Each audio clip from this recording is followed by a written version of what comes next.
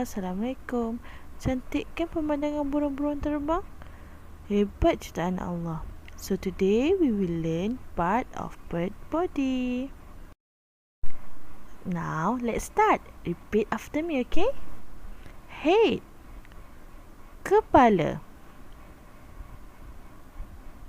Eye, mata. Beak, paruh.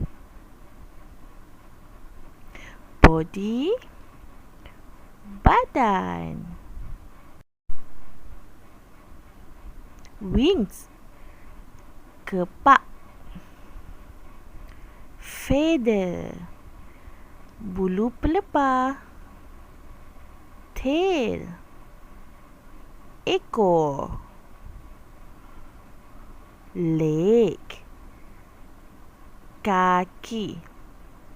Yay, well done. Good job. And now, let's watch some video and dance.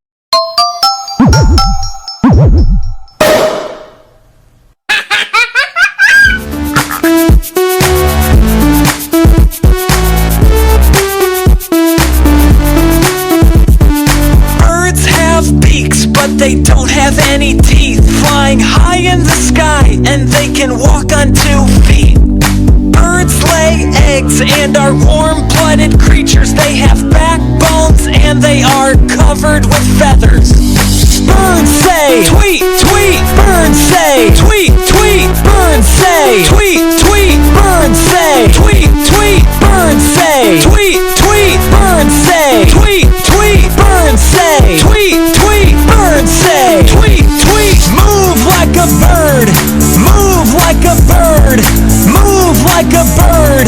Move like a bird. Now dance like a bird. Dance like a bird. Dance like a bird. Dance like a bird.